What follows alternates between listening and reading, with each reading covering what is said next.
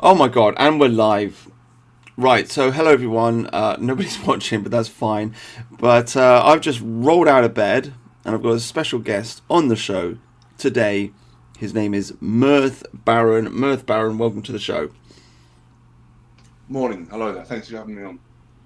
So, are you actually Irish? Because you don't sound very Irish. Well, they would post-Irish. There's different terms for it. Obviously, I was born here, second generation. You never fully rescind your identity, generally. Um, I mean, I feel quite English culturally, but ethnically, yes. And all Irish is my recent heritage, anyway. So you don't actually live in Ireland. No, no, I do not. I live here. Oh, okay, Sorry, I hope that right. wasn't misleading. No, I couldn't. Yeah, no, that's fine. So you used to be Irish.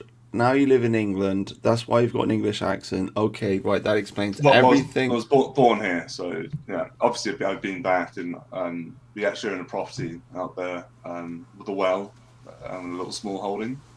Um, Right, that might be on the cards in the future, the way things are going. But right. You don't have to keep muting yourself after you speak. But anyway, right. Okay. So this is interesting. So you're an Irish guy, you're born in England, but you still feel drawn to Ireland. So I mean, whose side are you on exactly? Who's well, all really, if to the degree you can be, I'm a pan-European nationalist. So I care about the Britannia. Do you remember those memes, Fortress Europe? I don't think they're still made of like the EU, but if it was like a nationalist force, that's sort of what I would like for Britain. Like, there's no reason why we should be getting invaded. We live on these islands with very rough seas, you know.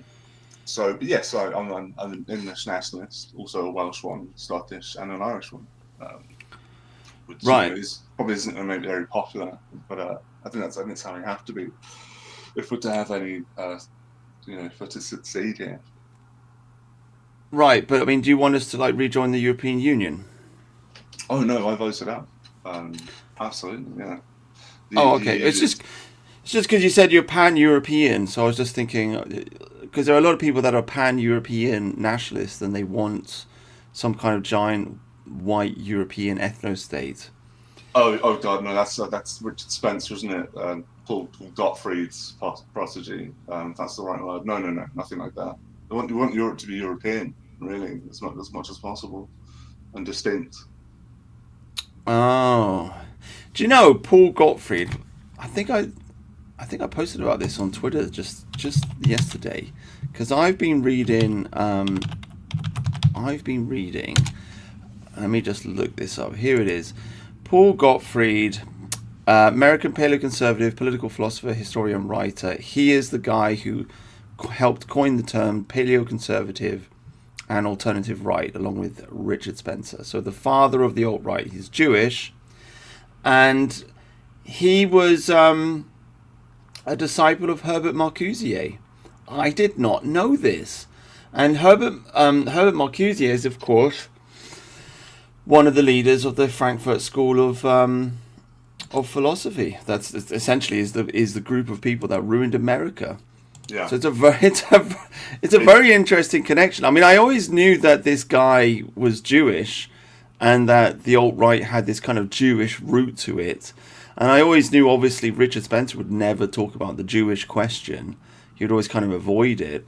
And I always knew Richard Spencer was kind of a lefty because he'd bang on about how we need UBI, universal basic income, and obviously he was against Brexit, and expanding white privilege.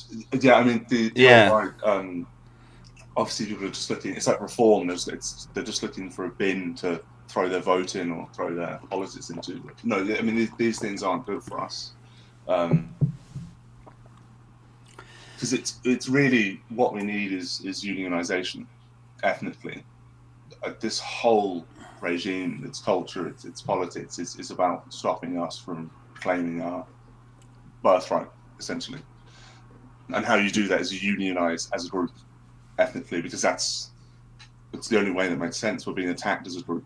You know, we're not being attacked. You're not being attacked because you're English. I'm not being attacked because we're Irish. We're being attacked because of our genetics. You know, there's not a plan for us in the future, basically. So what do you mean by unionization? Really, as an ethnic group, politically in a political form. So if you look, I suppose what would be an example here? Maybe like Sharia courts, or like all the lobbying groups and political groups for certain communities, as they call it now. There's no peoples anymore; they call it communities. So you want like our own court system or something? I don't understand. What are you saying? Well, we shouldn't need that, but what I'm saying is we need to unionise as a group. So, I mean, the whole point of say, Labour and the Tory party, the Union party, is to keep people bickering. It's red team versus blue team, the stupid party versus the evil party. And of course, they pretty much all believe the same thing. They're basically all indistinguishable from each other. There's no point in this democracy if you're voting for two sides of the same coin. We can't legally advocate for our own people. I mean, did you see the clip of a little while back of Farage talking about Israel as like this light in the world, and then he won't even recognise the English as a people. You can't survive with politicians like that. They'll kill you pretty quickly, I think. Yeah, we need an ethno-nationalist party, and I don't even think it has to be hard line. I mean, as long as you're just taking the position that white people or white English people should be a majority white country. I think most people will go along with it, or at least enough people will go along with it to get elected. I think part of the problem perhaps we've been faced with is that ethno-nationalism has perhaps been a little bit too hard line. I mean, I appreciate the work Steve Laws is doing in like pushing the Overton window, because now everybody else looks like a moderate in comparison to him. So I do get that kind of thing is necessary. But in a democracy, you have to get the majority of people to vote for you, and the majority of people are probably not going to want to just. The majority of people are just not radical. The majority of people, the way I see it, the majority of people just want to go to work. They want to make some money. They want to come home, and they want to go on holiday once a year, and they want to pay their mortgage, and they just don't want to get stabbed in the street, essentially. And they don't want to just speak, they don't want all the violence and etc. etc. So you have to present like a moderate kind of party to them. But ethno-nationalism's always been very, very radical, and it scares people. It frightens the herd. So I think if a party was to come out and we had a moderate ethno-nationalism which just said, we need to keep England majority white, a lot of people would rally behind it. But as you say, Farage he doesn't want to do that at all. And I've just watched this new guy, Kruger, I think his name is. Is it Danny Kruger? I forget the guy's name. This new Tory guy that's just joined Reform. Tharium just posted in the group chat, and he's basically saying the same thing. We don't want ethno-nationalism. Civic nationalism is the way forward. The Afghanis that are here, they can stay here. And it's preposterous, it's absurd, and it's going to kill us in the long run. And we just do not have time for this nonsense anymore. We have to fix this thing in 2029. Yeah, I mean, of course, one of the problems they'll have going forward is managing all these different peoples and cultures. And they're just too combative, and it just doesn't work. Each group will lobby for their own group. But at the same time, with this kind of liberal pretense that they're all on our team, it's just nonsense. But it's not meant to work. It's meant to, as you say, get rid of us. Well, the meritocracy only works in an ethno-state. This idea that everybody's equal, because that's kind of what the ideas of liberalism. It's not that, in my opinion, it's not that liberalism doesn't work. It's just liberalism works for a homogeneous ethno-state. Once you start introducing new races into your ethno-state, then you're going to have a big problem, because these other races are going to behave in a nepotistic manner, and then they're just going to devour everything. I mean, I was just listening to this podcast just yesterday. It's called culture dads. Okay, these guys are a little bit neo-Nazi, but whatever. They do a great podcast and they're talking about art and literature and this kind of stuff. But the guy was just making the point that the Indians in America are apparently the richest group of people in America now. And they're just buying up everything. They own it. They've taken all of Silicon Valley. He said he went into a bank in Texas and the bank was just run by Indians, and he was like looking around and he couldn't, like what's going on. And he said they're incredibly dangerous because they are quite polite and nice, and they they're not like committing lots of crimes like they're playing the game. They're like the Chinese. They're quite like submissive, and then the next thing they're kind of running your country. Geographically. Yeah, they're humble and they're submissive and they're nice, and then before you know it, they've just replaced the entire middle class. I actually saw this in, I guess the beginnings of this in Melbourne. My brother lives in Australia. Although after all the tyranny during the pandemic, it's tarnished as it's been tarnished anyway. But there were lots of Chinese people there, and one weird thing is that a lot of the white Australian cops on the trams would target them because they know that they're more likely to pay, and they've got a bit, they don't have the piss and vinegar of the indigenous. What do you mean they target them? For like speeding tickets?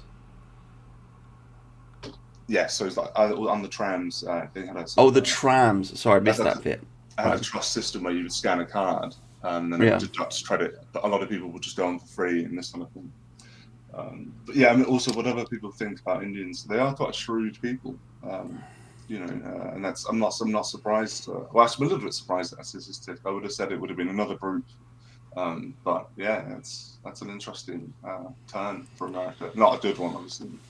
Yeah, well, it's just nepotism, isn't it? You try to create a meritocratic system, and then people come in and they just take it all over, and people like Nigel Farage and they just don't realize it. They're not seeing it. They don't understand it, and even worse, they're kind of encouraging it because they're promoting this. Well, people like Academic Agent at this point seem to be encouraging, like promoting ideas like, oh, we need elite human capital. We just do. I mean, we've just got to invite, the City of London. We need these Chinese mathematicians. Otherwise, we'll no longer be the financial heart of the world. And it's like, no, mate, actually, we don't want all these people over here. We don't want these so-called high IQ foreigners. We want the high IQ English people to have those jobs. Precisely. So, and also it's like, because for me it's just about, as I alluded to, it's not about hatred or anything like that. It's about being with your own group and maintaining your ancient inherited forms. So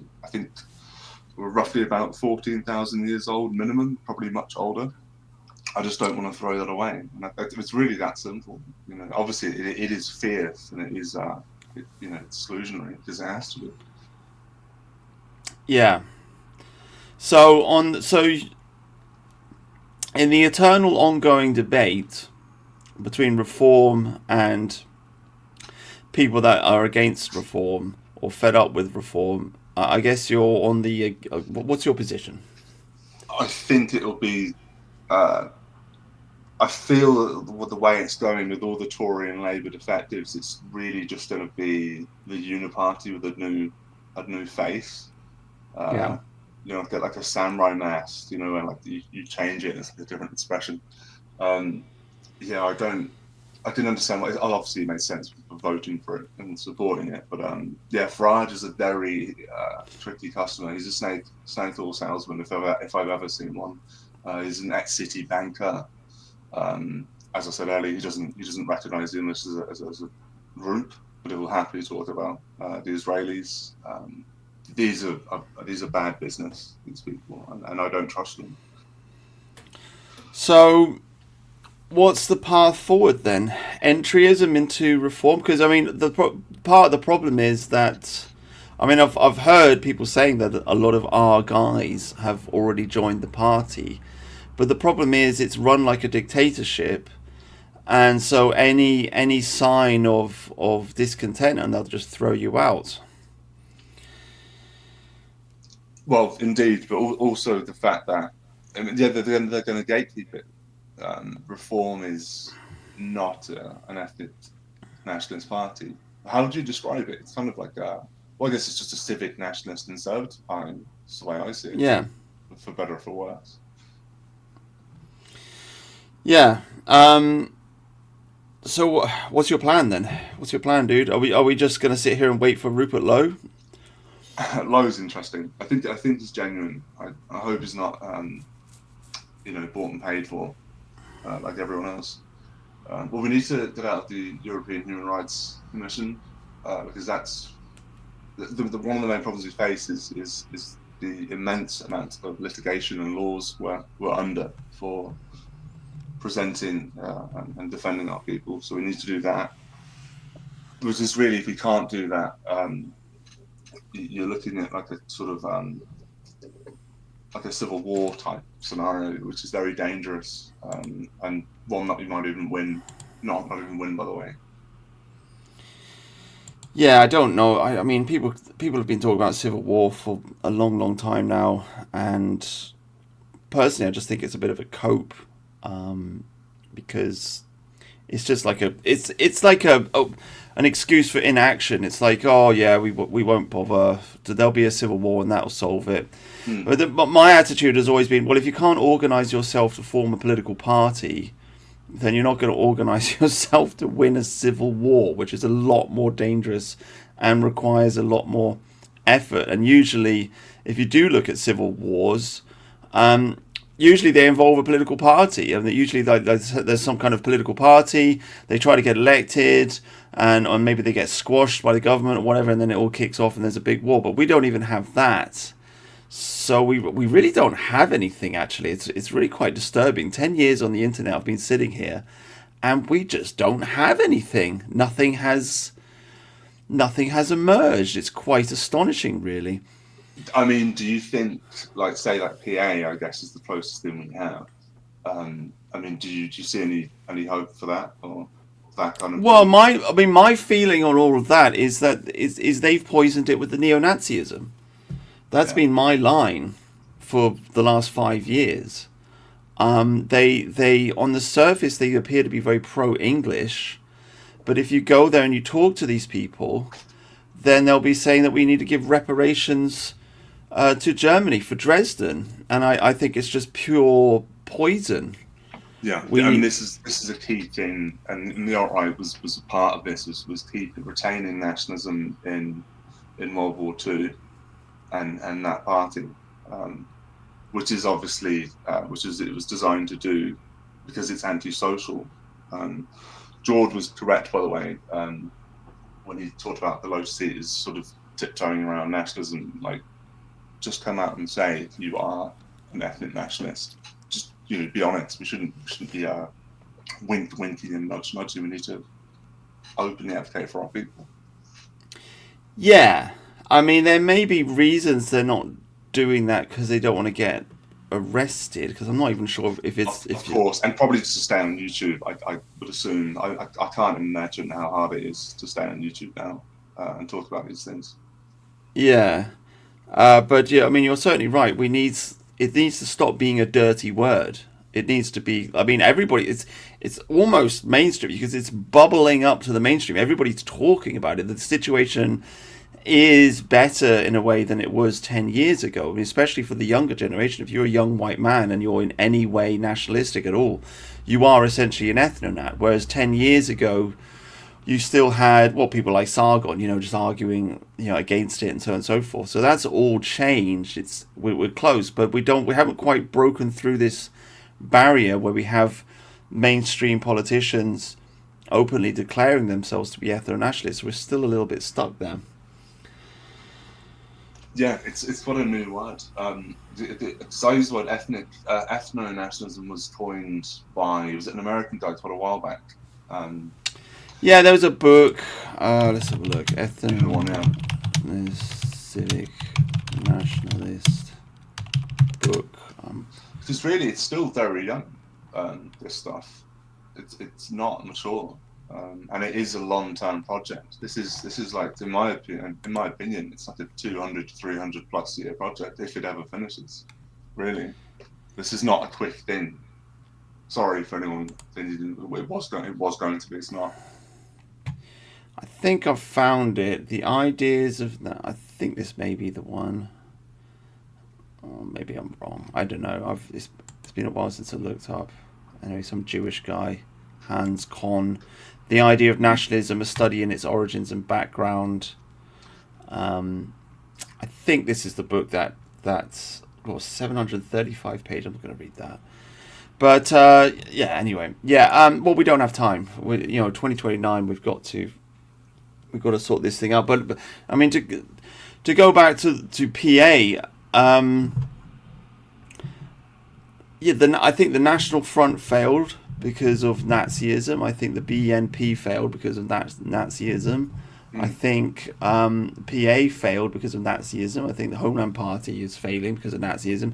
I think Steve Laws, eventually, it will catch up with him, and people are going to start asking him, why are you hanging out with this guy called Zoomer Historian, and why do you keep posting the 14 words when the 14 words is a American terrorist neo-Nazi slogan, like your English mates, eh?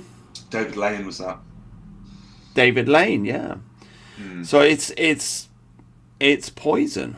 I think people get involved with it, and then they see the poison, and then they leave. And I think it's like a human body. Like if a disease comes into your body, like you're the white blood cells, and they automatically like push the disease out.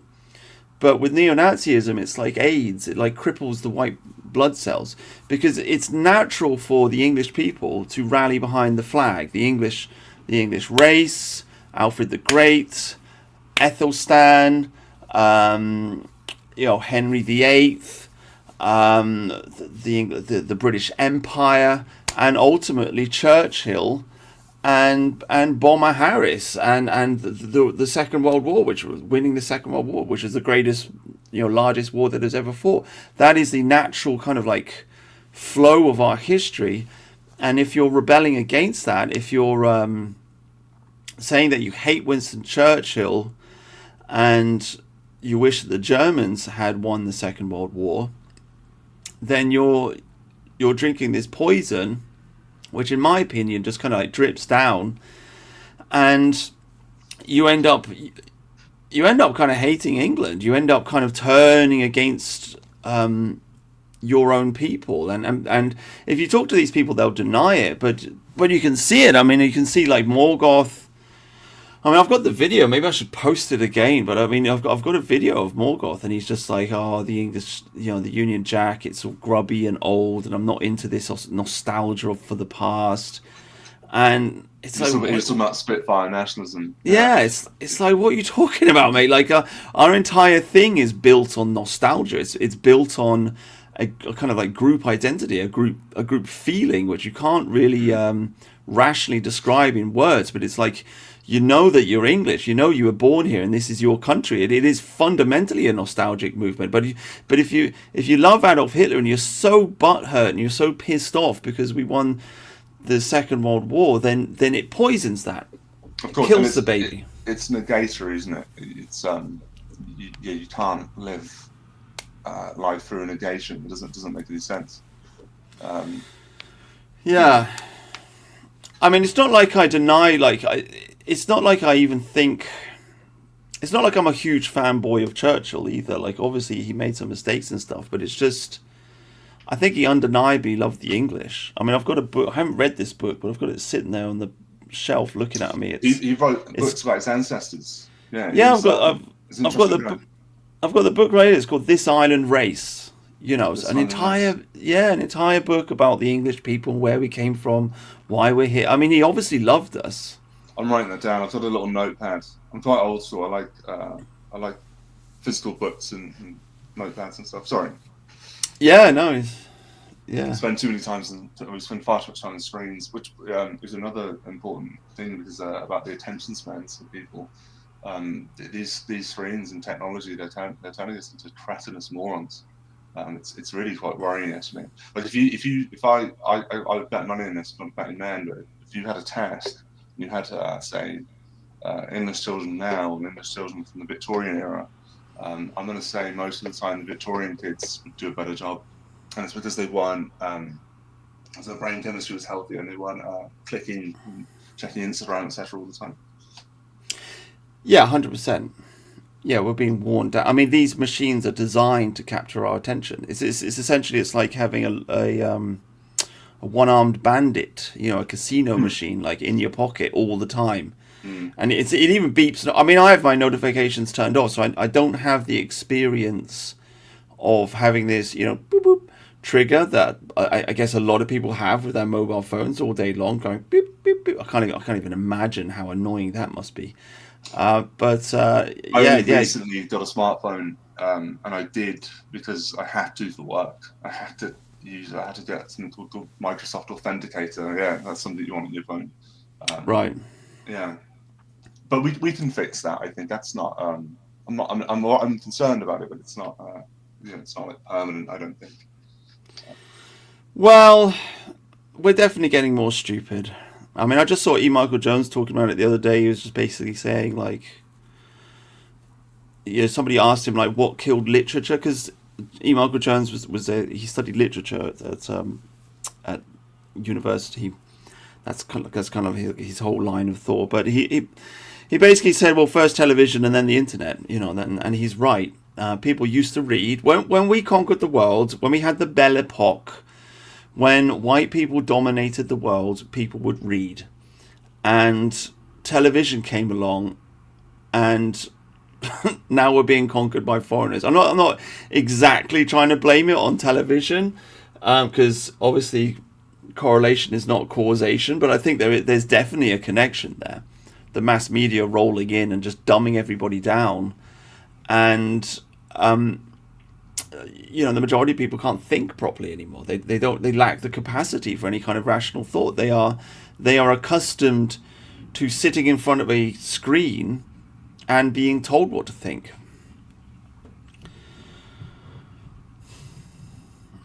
Yeah, you're quite right.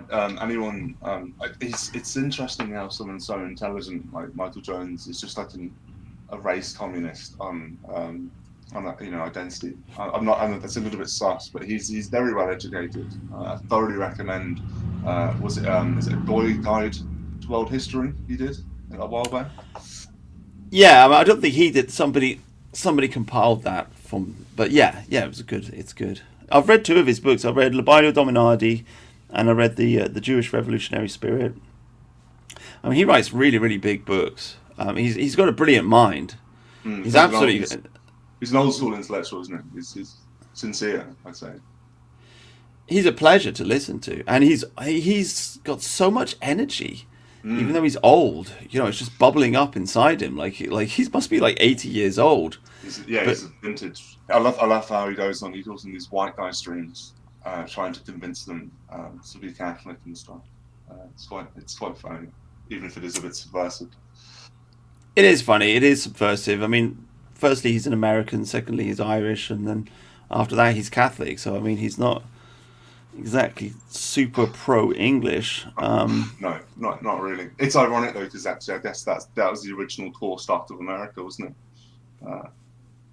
A rejection of. No. So the original core stock of America. Oh, right, the Anglo. Yeah. Well, I view it as an English colony.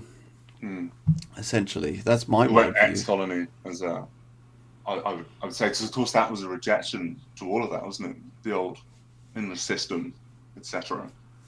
Well, that's just me winding them up, because they hate it when you point out that they're a colony, because they got a chip on their shoulder. Like if you say to an Australian that they live in an English colony, they don't get upset by it because they know that they live in an English colony. If you say it to an American, they're like, oh, they start grumbling and stamping their feet on the ground. 1776. Yeah, I know. I've seen it. It's quite funny. And actually the Australian thing, the whole island was actually the colony as well. It wasn't just Hobart and Port Arthur. Yeah. So where do you stand then? So you're ethnically Irish or you're ethnically English? Like, what's the deal? So, fully ethnically Irish as far as I know, going back, but second generation. And of course, it's very abnormal to not to feel foreign or to not care about the people you grow up with. You know, it's like it came up about the half Polish person you're talking about, or hypothetically on the Anglo gang. Like depending on your point of view on ethnicity and stuff, they're basically English, I would say, at that point. And certainly Right. as it goes on through, unless they've got this, they might have like an in-group preference, or they might not regard. They might be a bit confused. George was talking about this. We used a partly French example. Right. Obviously, I saw England being destroyed. I came in. You and I have a similar background. We both came in through the conspiracy route. Right. Of course, the far too many conspiracies and parts of conspiracies which are true or mostly true. I used to really be into them, but I've exited them. I haven't really checked them out for a while. But I just find you waste so much time, or you find out about something but you can't really do anything about it. So it's like the sodium fluoride in the water. You can get a reverse osmosis filter, but really what needs to happen is we need to win and then just filter that stuff out at the and also not put it in to begin with. So it's just like that's where I am with it, rather than doing a deep dive in it. Yeah. I mean, the problem with it is that a lot of it is circumstantial evidence, and you just can't find the smoking gun. So it's just like I keep saying, I've got to do this video. It's going to come out soon, but I just read Tom O'Neill's book Chaos about the Manson murders, and it's a great book. It's really entertaining, but he gets stuck for 20 years investigating the Manson murders because he unravels the mainstream narrative, but he can't find out why it actually happened. And so he keeps investigating and investigating, and he keeps thinking, "Oh, I'm gonna get it. I'm gonna find it. It's gonna click. It's gonna make sense." But it never does, and so you end up with all these like loose ends and dead ends and unanswered questions, and you know that they're lying to you. They know that the mainstream helter-skelter narrative of what happened with Charles Manson is a lie and it's wrong, but he can't put an alternative theory in its place, which is why it took him 20 years to write the book, because he's just sitting there. He's like, well, how can I put this all together? All I've got is like a bunch of loose ends. And so the book itself kind of like becomes the story of this journalist, and I guess you'd call it new journalism, where the journalist is part of the story, but it becomes like the story of the journalist like trying to figure this thing out, but never quite reaching the conclusion. But I think a lot of conspiracy theories are kind of like that. It's like 9/11. It's like, well, we know it's got to be some kind of an inside job, because buildings don't just collapse like that. But we don't have the actual documents from the CIA that prove it. You mean you don't trust Larry Silverstein and the insurance he brought out, and then leaving the building? Who's the guy? Dawson. I think he moved to Japan. He's probably one of, if not the best, public figure on that. Yeah, it's like I'm satisfied with 9/11. It's just as you say, we don't have the hard evidence, which is what people really require and are looking for. I think it's necessary to point all the stuff out. I just think it's like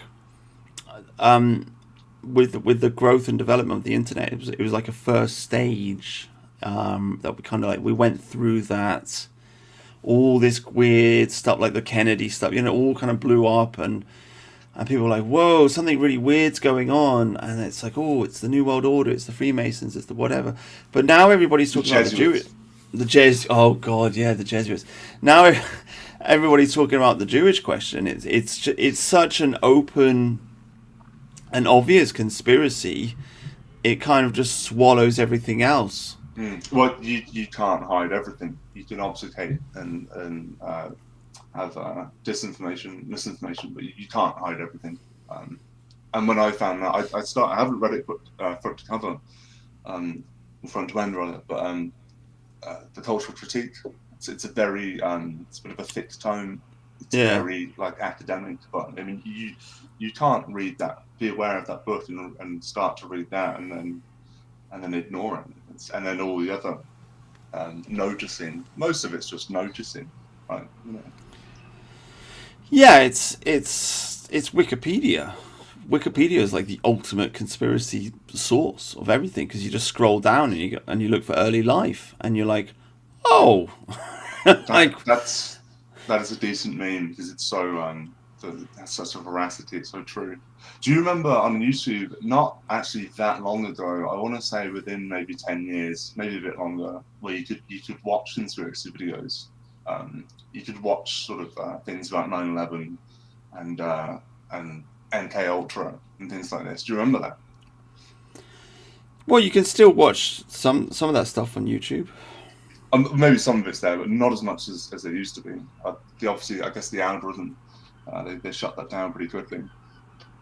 Yeah, well, there was definitely a phase where like the big conspiracy theory video was like the thing. People would like galvanize and cannibalize other conspiracy theory videos and kind of like hodgepodge them all together, and you'd end up watching like the same bits combined together again and again and again. Yeah, it was definitely a phase. We don't really have that. Nobody does that anymore. Nobody seems to make the big ethno-nationalist documentary. But I guess that's because everybody knows that if you did make it, YouTube would just delete it. So it's like, what's the point? Why even bother? Which is kind of a shame, really. I mean, especially now that we've got Rumble, you'd think there'd be some amazing stuff on there, which is like a must watch, but it just doesn't seem to have appeared. I think YouTube is still the place to be, but obviously it's you can't. It's like breeding in captivity. It's just not quite the same. You have constrictions. It's obviously like I remember this Odyssey BitChute, which is particularly kind of conspiracy style. But if you could make a decent video, but there's no advertising really. People aren't just going to watch it. They're not going to know you're there. Well, BitChute's banned now. You can't watch it anymore in England. Oh, I guess can you use a VPN perhaps? I guess so. I don't use a VPN. I never bothered. I don't see the point. Like, if the Google knows who you are, like, oh, of course, yeah, of course, yeah. So I don't really see the point in a VPN, to be honest with you. I mean, I guess it stops advertising companies from knowing who you are, but I don't really buy any of their stuff anyway. So I mean, I don't really. Yeah, I used to have a VPN a long time ago, but I just couldn't see the point. I haven't had one for years. It's a false. They're saying they're pretending that they're giving you security online, but I just don't think they are. So. Yeah, I'm sure there's quite a few horror stories of them handing over information, etc. I mean, there is some anti-malware stuff and anti-phishing and stuff like this, and as you say, you can bypass certain websites. But yeah, I mean, I wouldn't. In regards to privacy, I think anything online really. Is it a net-blocked computer? One that was never set up to the internet is perhaps private. I don't know. Yeah, maybe. You got to know what you're doing. Is my point. It's not for the layman. Yeah, it's not going to be private. Yeah, I mean, look, when push comes to shove and they start trying to arrest us all, they're going to know exactly who I am. So I just, I was in a Discord years ago, and there was this is American people mostly, and one of the guys that knocked on the door, and they had everything, and they had recorded voice chats as well, so remotely, I would assume, or got it off Discord. Wow. So yeah, so just be aware. Well, I heard Keir Starmer is going to be passing a law. He's gonna be reading our WhatsApp chats. I mean, it's very, very personal. Like, I've got like conversations with girls on there, and like, I mean, you're gonna have some weird government official listening to all that stuff. It's kind of awful, really. Isn't it interesting how naked things are? How we're becoming more like, I feel like more North Korea or China, where it's just masked up. I mean, it was interesting about the Maduro thing, where that thing where they just sent in Delta Force and some people say they use sonic weaponry. I think a Yeah. lot of the guys are paid off or didn't want to fight. I mean, who wants to fight Delta Force in the US Army? You're joking. Yeah. But they just went in. No messing, no nonsense event, no psyop. They just went straight on in. It's interesting, the kind of openness now of a lot of things, which is disturbing but good in a way, I think, ultimately. Well, it would have been scandalous 20 years ago because they've basically just declared war on another country, right? And Congress didn't vote on it. It's just like They said it was what? How did they get it through? Because as you say, Congress didn't vote on it. But they said it was Did they say it was national security? I don't know. That's the point. I mean, nobody gives a shit, do they? It's just like, yeah, this is just what America does now. We just invade countries, blow shit up, kill people, and that's what we do. And it doesn't matter if it's legal or illegal. We're gonna take over Venezuela. We're gonna run your oil industry. It's gonna be beautiful. Yeah, he's Trump, old Zion Don. Yeah, and also this thing with Greenland. I mean, how do you feel about that? I mean, I'm not angry, but I mean, the Americans can have it if they want. It doesn't really bother me, to be honest with you. I do understand it is in their security interests to have it. They don't want the Russians and the Chinese there, so I get it.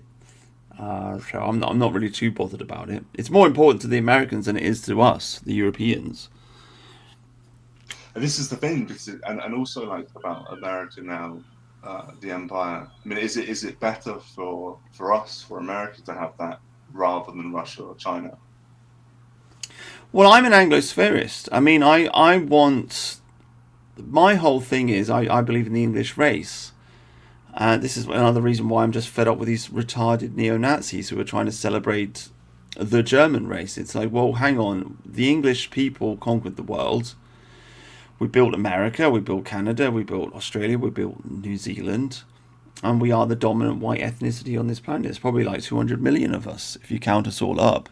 There's more of us than the Germans. So we should be celebrating that. We should be rallying behind that. We should be rallying behind the Anglosphere. And we should be trying to maintain and sustain our empire. So it's a natural thing to rally around as well. Yeah, so so yeah, I'm in favor of America. I think being in favor of America and being in favor of the American empire follows naturally on from English ethno-nationalism. It's the conclusion that you're going to arrive at. Because it's our colony. They speak English. They're white. I mean, obviously there's a lot of mixing that's gone on there, and a lot of German and Irish and what have you. But I mean, they're basically English, or at least a lot of them are. And whatever the case, it's like you pointed out.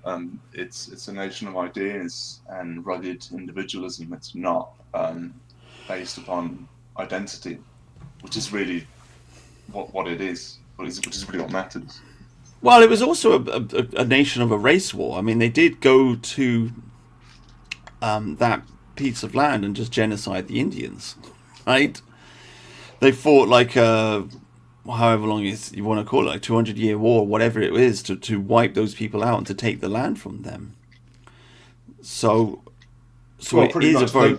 They were never wiped out. I mean, they're still here. I mean, they're lucky it was us and not another group, because they probably would have wiped them out. Well, I'm just saying, like the Catholics, when they went to Latin America, they just bred with the locals. We didn't do that because of the hard-headed Puritan stock that arrived there. The people just didn't want to do it, So we ended up. So it was quite racial right from the beginning. Well, they basically bred a sub-ethnic group, didn't they? I think some of it was just because the women didn't want to come along because it was dangerous and a bit smelly. But yeah, it's pretty wild actually what happened there. Cortez burning the ships. It's just like, no, we're doing this, boys. Yeah. So I mean, I think we should just. I don't want to see the Anglosphere collapse. Computer's died. Where's my... There you go. Sorry, If I don't move my mouse, the screen switches off. Yeah, I think that's the natural rallying point. And I don't know, man. I mean, I'm just frustrated. Like, I just think everyone's stupid and they're all barking up the wrong tree with this neo-Nazi nonsense. And I'm sitting on here on the internet trying to like push the thing in the other direction. And I want an English ethno-nationalism, but nobody's listening. But I mean, I talk to people like you, and you agree, but then I can't get enough people together to like make it a thing. Just for people listening, whatever side you're on, caring about your own group and your own country and its continuation is the most natural thing in the world. It's as natural as drinking and eating. It's not bizarre or weird or anything like that, unless you get involved with abnormal ideologies such as neo-Nazism, etc. Yeah, it's just, this stuff should be easy, or easier anyway, because I think people are broadly, naturally, do have an in-group preference. I mean, a lot of this stuff is relatively recent. Your grandparents would have been healthy, so are mine. You did have, actually, although there has been some evidence of what would you call it? Out-group preference. Dickens, he had that image as well of Britannia looking to the shores, and there's like the urchins of London at her feet. Do you know that piece? no. So maybe there has been a bit of a thing in this country, but not to the degree of like mass immigration, etc. Right. Well, we always had the concept that if you were a slave and you came to England, you'd be free.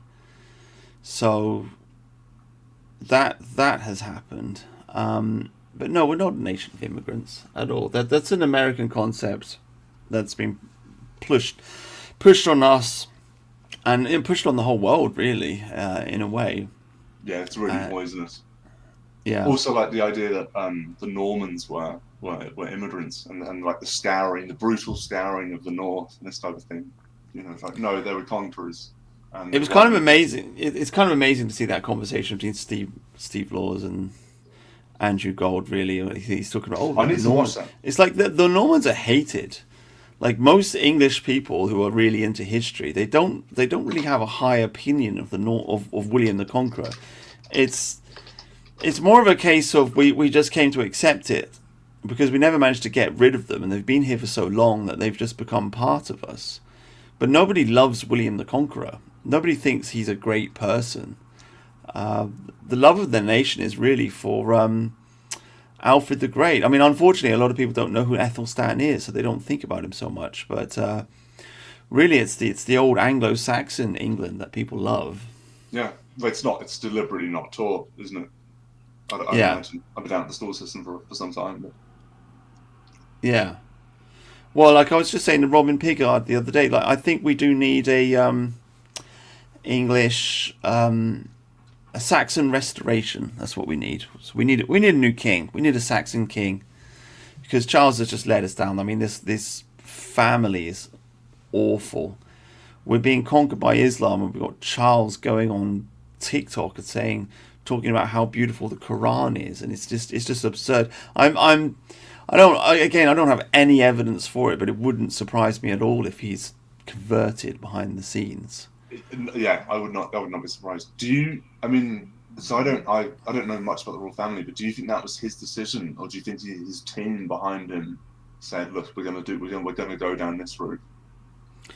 Well, I think he's probably one of the most brainwashed people on the planet. I mean, he's been born into this, so he's led a very, very weird life in comparison to ordinary people, because obviously he's this figurehead. So from a very, very young age, he will have been surrounded by people who have been very, very careful to manage and control the way that he thinks. And over the years, I think they would have become experts in it. I mean, they would have like really, really deeply psychologically profiled him, and they would have just figured out how to like. It's like MK Ultra team. It's like trauma-based mind control. Yeah. Well, I don't even know if you'd have to go that far, but it's just like if you really, really know somebody, then you know how to pull their strings. And if you spend your whole life pulling their strings, then you can just like edge them away from anything good. Oh, I mean, I remember Peter Hitchens in his blog once said that apparently King Charles had read a few of his books, and he wanted to meet up with Hitchens, and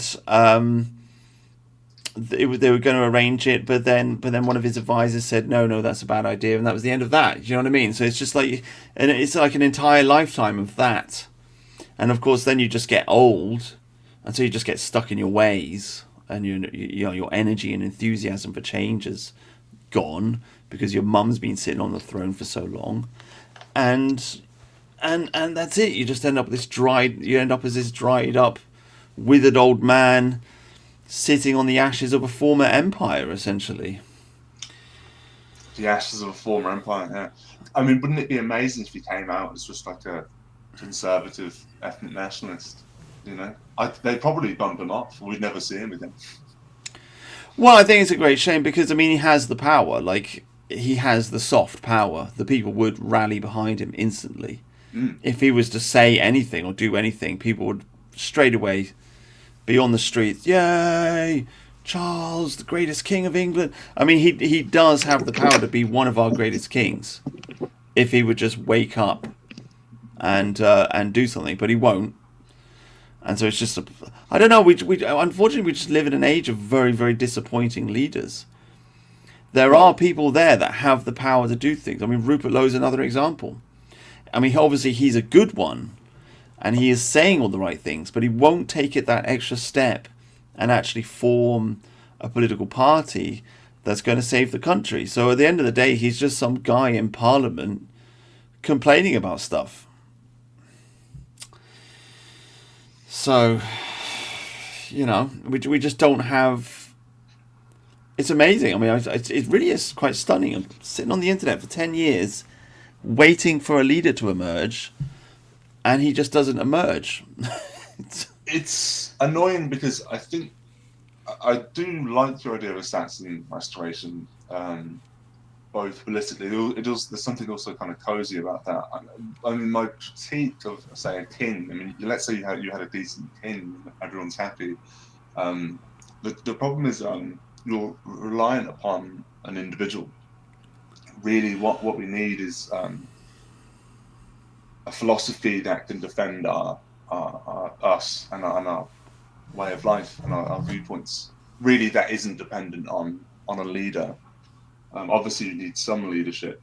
I don't know what would work. Really. Well, I'm not saying the king should be in charge. I mean, if a great man arises, then so be it. But what I do think that the Normans should be punished because they've betrayed us. It's not just the king; the entire aristocracy has just betrayed us.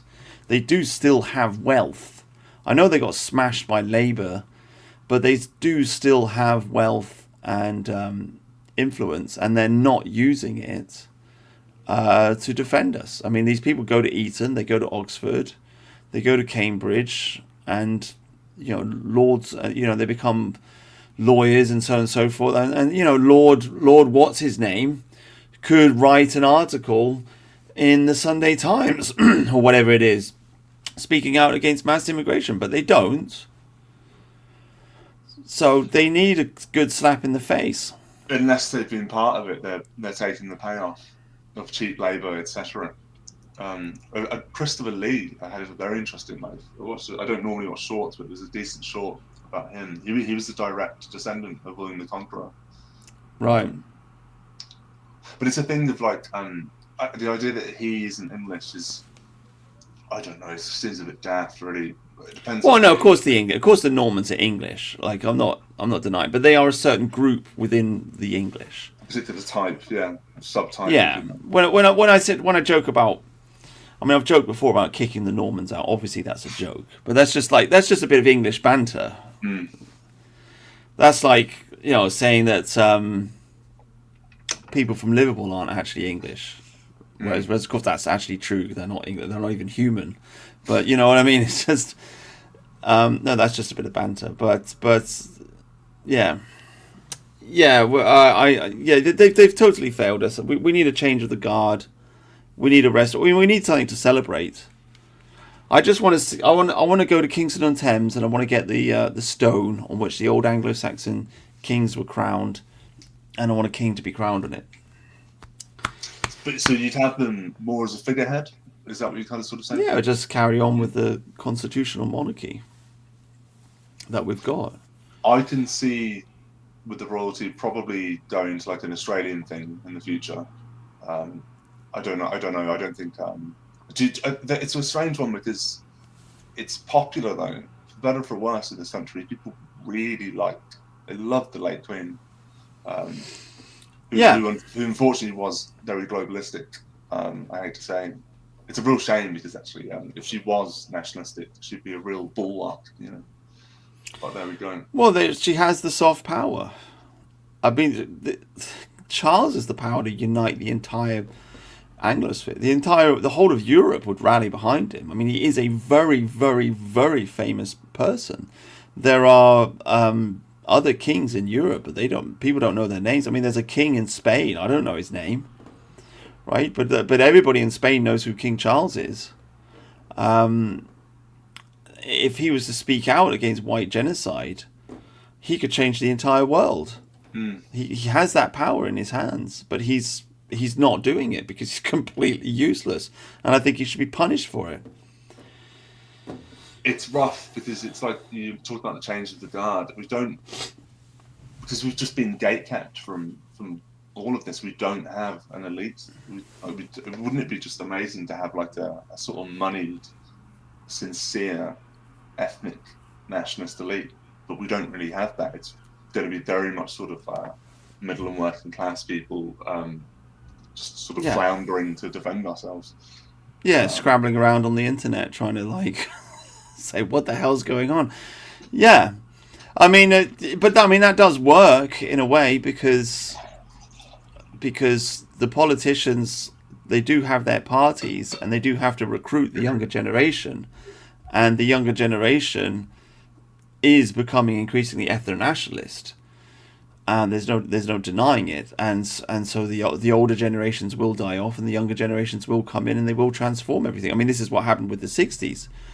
The boomers, they went to university, they got brainwashed, and then they replaced the old guard and then destroyed our civilization. So I mean, the same process will carry on. I mean, in reverse, the problem is, like, will we have enough time for that process to play out? Because unfortunately, the boomers have inflicted the death blow upon us. Right, the bullet is in. They've opened the gates. They've let the barbarians in, and they're certainly a selfish lot.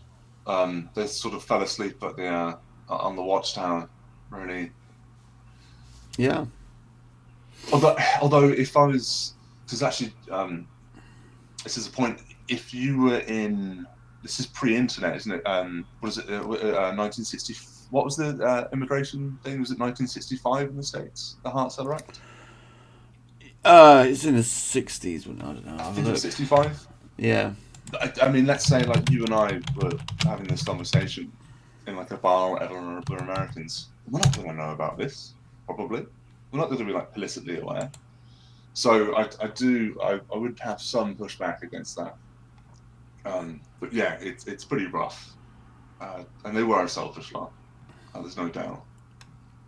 Well, I just saw what's that guy called, the V-Dare guy talking to Tucker Carlson about it, and he basically made the point that all the anti-immigration guys just died off because America had really good immigration laws for like 10, 20, 30 years, whatever it was, and so immigration just wasn't a problem for a really long time.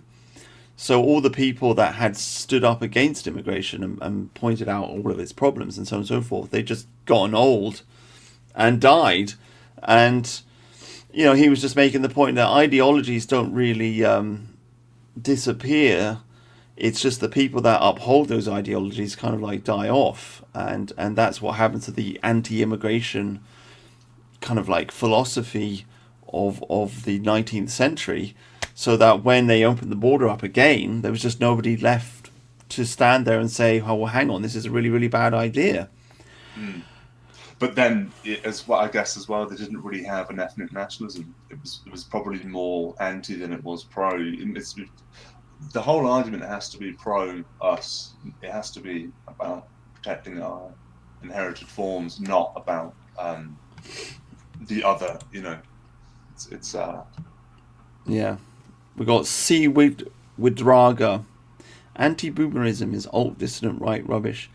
Well, we need their votes in order to change things. So I don't think. I mean, I did make a video about this, and this was my conclusion. We do need their vote.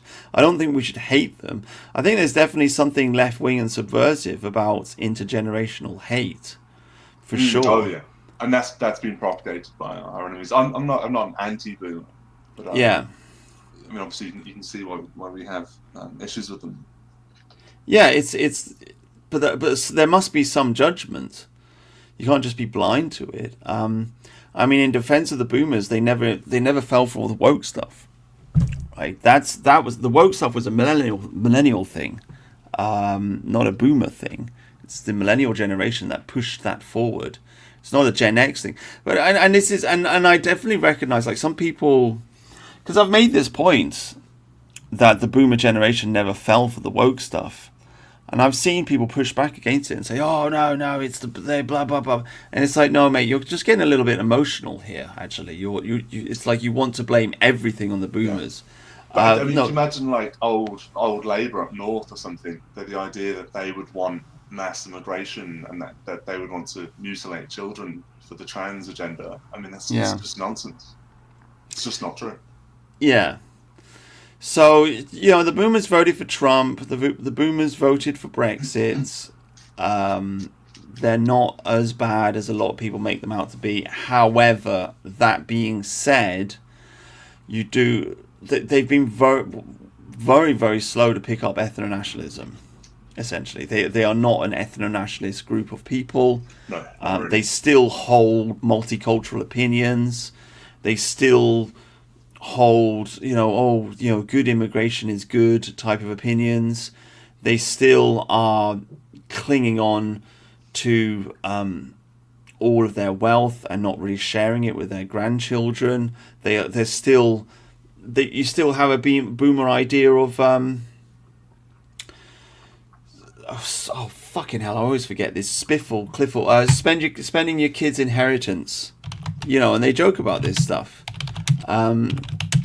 What is this term? Spending your kids' inheritance. Is there I know of it. I didn't know there was a term for it. Oh, is it an anaphonym? Is it ski or something like this? I know there's a term for it. I'm trying to find it. You gotta think. Ski. Yeah, spending your kids' inheritance. It's a joke. They joke about it. So they are very egocentric. They haven't woken up. I mean, for God's sake, like, these people grew up in a white country, and now it's full of brown people. Like, you shouldn't need to get red pilled by the internet. They should have been red pilled by reality. So, yeah, as I say, like, we shouldn't fall into the trap of completely hating them, but nonetheless, I mean, they should also be judged. I think each generation should be judged, and there you go. Yeah. If we win, well, we judged very highly. If we lose, it's like we'll probably be viewed as the worst generation, like the most feckless, lazy, awful people who've ever lived. Well, we're totally lacking in organizational ability, that's for sure. Like, people just can't get their shit together. The determination for a political party is there, but nobody's building it. Right? Sargon could build it if he wants to, but he's not. People would follow Sargon. His journey has been quite incredible. I feel like white people are very good at organising their personal lives and this kind of thing, but when it comes to group identity and that kind of thing, it's another story in a way that it isn't with, say, the Cambodians or the Chinese, etc. Like a lot of these other groups are just way more inherently self-preservative. What? Who said it? It was someone on the kill stream. Yeah, they said that whites view other whites as competition, and I think that is true a lot of the time. It's probably something in our nature or how we evolve that. I don't know. It's kind of ending now. I mean, I think one of the problems is that people don't join groups anymore. So in the past, we used to live in a world where people would join their local snooker club or cricket club or what have you, and so they were used to that kind of group organization where you'd have a chairman and the treasurer and blah blah blah blah blah blah blah, and having the meetings and the minutes of the meetings, and there'd be a kind of like a management class that would be used to organizing things in that way. Now everybody just stays at home and watches the TV or goes on the computer. That's why it's on the web.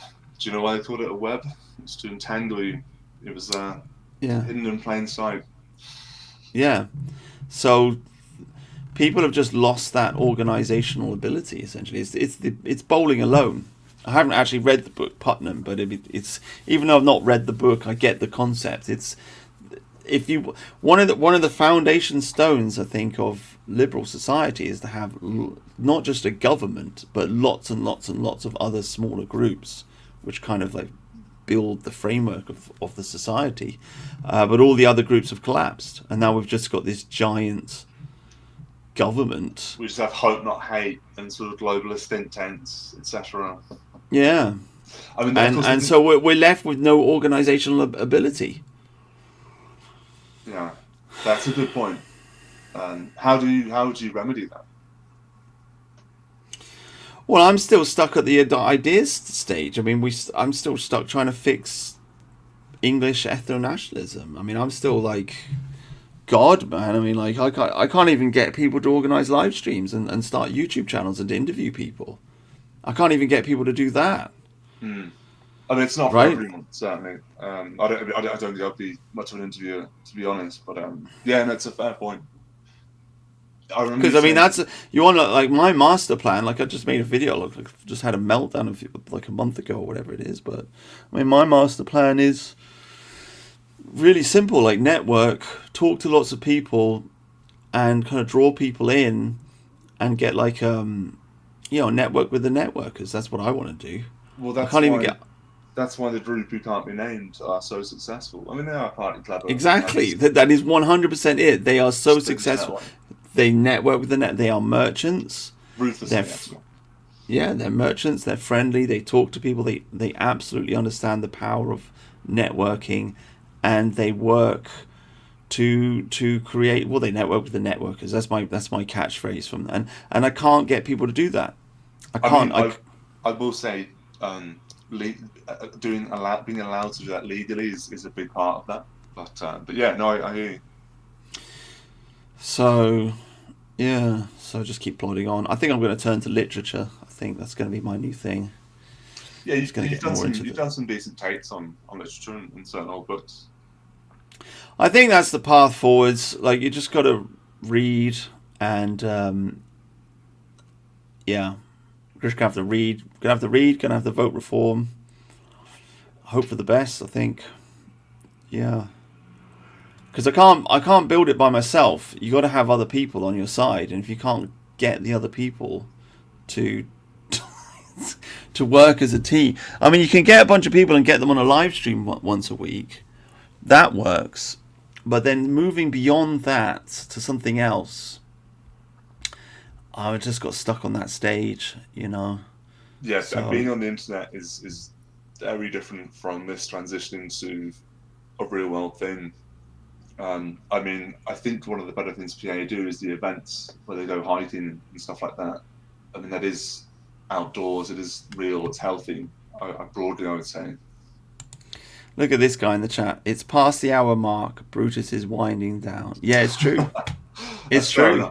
Well, I don't repeat for too much longer. I hope I've been coherent, and I mean, it's just nice to keep people sane and have a chat, No, it's nice to talk to you. No, it's been a good chat. You're a friendly bloke, well spoken, and definitely like to speak to you again at some point. Why is your Twitter so private?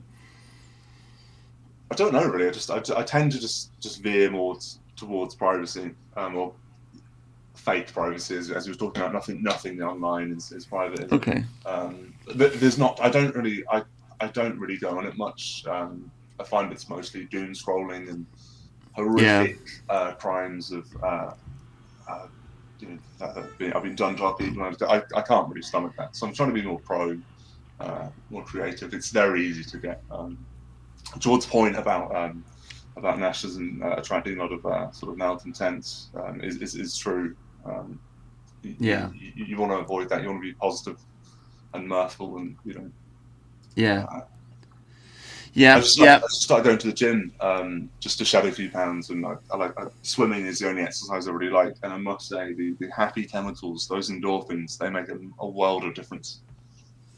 Yeah, definitely. Sunlight is good. Swimming is good. Exercise is good.